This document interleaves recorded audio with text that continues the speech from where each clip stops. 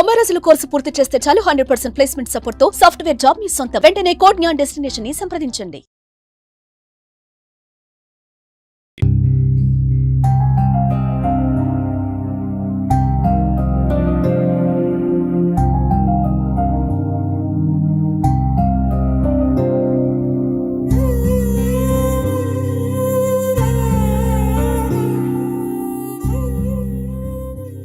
Welcome to Suman TV. నేను మీ సింధు తులసి. ప్రస్తుతం కడప జిల్లాలో 2 టౌన్ పరిధిలో జరిగినటువంటి హత్య, భర్త భార్యని సుత్తితో కొట్టి చంపిన విషయము ప్రస్తుతం మన కడప నగరంలో హల్చల్ లేపుతోంది. ఒకసారి వాళ్ళ అక్క, చనిపోయిన ఆవిడ అక్క ఇక్కడే ఉన్నారు. ఒకసారి ఆవిడతోనే మాట్లాడే ప్రయత్నం చేద్దాం. నమస్తే అమ్మా. నమస్తే. మీ పేరు? నా పేరు ఐషబా నుండి. ఆవిడ మీ అక్కన చెల్లినా అండి? చెల్లెలు. మేము 7 మంది, ముగ్గురు తమ్ముళ్ళు, 4 అక్క చెల్లెలు. లాస్ట్ ఆమె ఏడో మాకు అమ్మేస్తాడు, మాకు చంపేస్తాడు అని భయపడుతున్నారు. పిల్లలకైతే వాడికి అప్పగించే సమస్య లేదు. పోలీసు వాళ్ళకు మేము ఒకటే మాట చెప్తున్నాం, వాళ్ళు మాకు న్యాయం చెయ్యాలి. పోలీసు వాళ్ళు మా ప్రజలకు న్యాయం చెయ్యాలి. మాకు మా చెల్లి పోయింది, వాడి ప్రాణం కూడా మిగలకూడదు. మీరు ఊరు చేస్తారా, లేకపోతే మా అమ్మకి అప్పగించండి, మేము ముక్కలుగా నరికేస్తాం నాడు రోడ్డులో. వాడైతే బ్రతకడానికి ఇదే సమస్య, ఇదే లేదు. మా చెల్లి పోయింది, మాకు న్యాయం కావాలి. పోలీసు వాళ్ళు ఏం చెయ్యట్లేదు. 1కి 3 సార్లు కేసు ఉన్నాయి వాడి మీద. బండి దొంగతనం, ఇది వైర్లు దొంగతనం, ఇది పారిపోవడం, ఎన్నో కేసులు ఉన్నాయి వాడి మీద. అయినా ఏం పట్టించుకోలే ఎవ్వరు, పోలీసు వాళ్ళు ఏం పట్టించుకోలే. ఇప్పుడు ప్రాణమే పోయింది. వాళ్ళు కేర్లెస్ చేయబట్టే కదా పోయింది మా చెల్లి. ఇది జరిగింది మీకు ఎప్పుడు తెలిసింది? రాత్రి 11:30కి తెలిసింది మేడం. 11:40కి. ఎవరు చెప్పారు? పిల్లలు మాట్లాడుతుండే హోంవర్క్ చేస్తుండేదంట.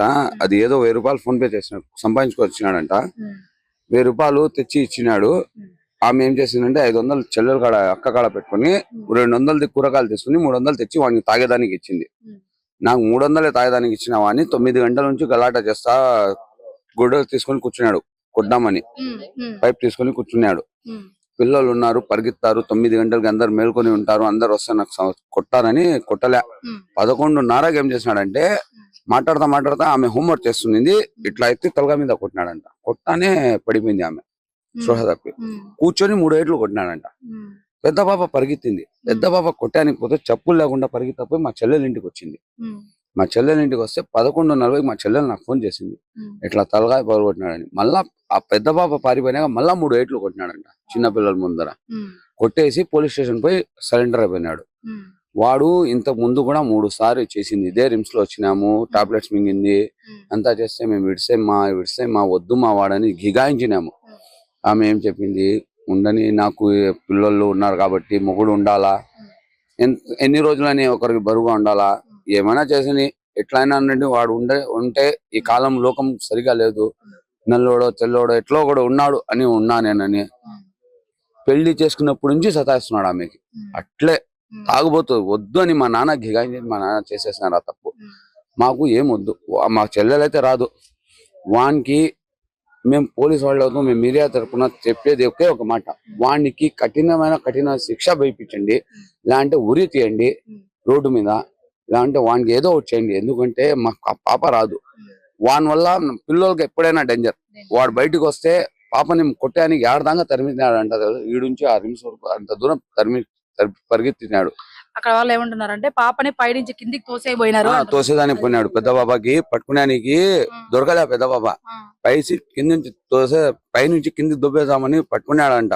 పాప తప్పించుకుని వచ్చింది. నిజమే అది. అతను ఎట్లాంటి వాడండి? ఎందుకంటే పిల్లల్నే చంపాలనుకుంటున్నాడు. వాడు తాగుబోతు మేడం, తాగుబోతు. పెళ్లి చేసినప్పుడు నుంచి ఇప్పుడు దాకా తాగుపోతే. పెళ్లి రేపంటే రాత్రి తాగి వచ్చినాడు మా బావ. ఆయన నేను మా బావ వచ్చి చెప్పినాం మా నాన్నకి, తాగి వచ్చినాడు వద్దని. కానీ ఆమె 2014లో పెళ్ళయింది. అప్పటి నుంచి ఇప్పుడు దాకా వాడిని పిల్లల ముఖం చూసే వాడిని సహించింది. పిల్లలు ఉన్నారు వాడుంటే నాన్న ఒక పూట లేకుండా ఒక పూట అన్నం పెట్టాడని ఇప్పుడు దాకా సహించింది. లాస్ట్ కు ఆమె శక్తి పోయింది, చంపేసేసినాడు. వానికి చెప్తూనే ఉన్నాం, ఆమెకు చెప్తూనే ఉన్నాం మేము, వద్దు వాడు ఎప్పుడైనా డేంజరే, నీకు డేంజరే అని. పెద్ద అక్క అరుస్తునింది, మీరు మాట్లాడిన పెద్ద ఆమె అరుస్తూనే ఉన్నింది, వదిలే అని.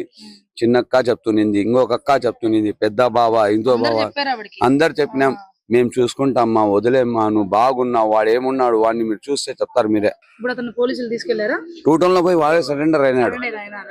మాకు మేము మీ తరపున పోలీసు వాళ్ళకి కోరేది ఒకే ఒక కోరిక, వానికి శిక్షించండి, లేదంటే ఉరి తీయండి, మాకు న్యాయం చేయండి. మా చెల్లెలైతే రాదు, అంత పెద్ద పాప మాకు రాదు, పోగొట్టుకున్నాం మేము, మాకు న్యాయం చేయండి. దయచేసి వానికి ఏమో ఇస్తారో ఏం చేస్తారో మీరే చేయండి. మీ తరపున వాళ్ళకు రిక్వెస్ట్ చేస్తున్నాం మేము. ప్లీజ్ రిక్వెస్ట్ ని యాక్సెప్ట్ చేయండి సార్. ఆయన చేసి మేము ఇట్లా సందులో ఉంటాము, మాది వ్యాపారం ఉంది. మేము 12 గంటలకి మేము ఇక్కడ ఎవరు ఉండము. నైట్ పూట మా నవాజ్ టైం కదా, మేము నవాజ్కి వెళ్ళిపోయినాము. పాపం ఏమైనా ఉంటే కూడా వాళ్ళు మాట్లాడుకోవాలా, ఇట్లా చేస్తే చాలా తప్పు, అది ఇబ్బందిగా ఉండదు. అంటే వేరే రేపు ఎవరికైనా పెళ్లి చేయాలంటే కూడా అంత ఆలోచించి చేయాలా. చుట్టుపక్కల జనం చెప్పిన ప్రకారం వాళ్ళ కూతురు నైట్ ఆయన చేసేటువంటి సన్నివేశం చూసి ఆ పాప భయపడి బయట వాళ్ళకి చెప్పడానికి ట్రై చేయగా ఆయన వాళ్ళ పాపను కూడా పై నుంచి కిందకి తోసేసే ప్రయత్నం అయితే చేశారంట. ఒకసారి ప్రస్తుతానికి మనం వాళ్ళ ఇంటి దగ్గరే ఉన్నాము. ఇక్కడ ఉన్నటువంటి సిచ్యువేషన్ ఎట్లుంది ఏంటి అనేది ఒకసారి మనం వాళ్ళ ఇల్లు చూస్తూ మాట్లాడదాము. ప్రస్తుతం మనం వారింటి వద్దనే ఉన్నాము. పోలీసులు అయితే ఇక్కడ చుట్టుపక్కల వాళ్ళని అడిగి మాట్లాడంగా వీళ్ళు ఇక్కడ ఏమంటున్నారంటే, మాకు అసలు ఇది ఎప్పుడు జరిగింది ఏమేమి కూడా తెలియదు అంటున్నారు. వాళ్ళ బంధువులకు మాత్రమే తెలిసింది ఈ విషయము. చుట్టుపక్కల ఉన్న వారికి ఎట్టి పరిస్థితుల్లో ఇది మాకైతే తెలియదు అంటున్నారు. ఎందుకంటే అర్ధరాత్రి 11:30 ఆ ప్రాంతంలో జరిగిందని వాళ్ళ బంధువులు అంటున్నారు. పాపని ఇక్కడి నుంచి ఇక్కడ బయటకు వచ్చి ఆ పాప పిలవడానికి ట్రై చేసేప్పుడు ఆయన పాపని పూర్తిగా కిందికి నెట్టేసే ప్రయత్నం అయితే చేశారంట. అంటే అతను ఎంత కఠినంగా ఎంత క్రూయల్ గా బిహేవ్ చేశాడు అంటే ఆయన మానసిక స్థితి మనము ఈ విషయంలో మనం ఆయన గురించి బాగా ఆలోచించవచ్చు. ఎందుకంటే గతంలో కూడా గొంతు కోయడానికి కూడా ట్రై చేశారని వాళ్ళ వదిన గారు అంటే వాళ్ళ భార్య యొక్క అక్క చెప్తున్నారు. గతంలో కూడా చంపడానికి కూడా ట్రై చేశారు. ఇప్పుడే కాదు, గతంలో 3 సార్లు ఈ అటెంప్ట్ అనేది చేశారు. అప్పుడు కొన్ని కారణాల వల్ల అది జరగలేదు. ప్రస్తుతం ఇప్పుడు మాత్రం పూర్తిగా మా చెల్లిని మాకు దగ్గరలో లేకుండా పూర్తిగా చంపేశారు అని అంటున్నారు. అంత చిన్న పాపని, ఎందుకంటే కన్న కూతుర్ని ఎవరు చంపుకోరు, కానీ అతను కన్న కూతుర్ని కూడా చంపడానికి వెనుకాడకుండా ఉన్నారు అంటే అసలు ఆయన మానసిక స్థితి ఎంత ఘోరంగా ఉందనేది మనం చూడొచ్చు. వాళ్ళ పిల్లలు వచ్చే పరిస్థితి అయితే ఉంది తొందరలో. వాళ్ళు ఒకసారి వచ్చిన తర్వాత మనకి కుదిరితే లోపలికి వెళ్ళి చూసే ప్రయత్నం అయితే చేద్దాము. మనకు వీలవుతుందా లేదా, మనకు ఆ పర్మిషన్ ఇస్తారా లేదా అనేది ముందు చూద్దాం.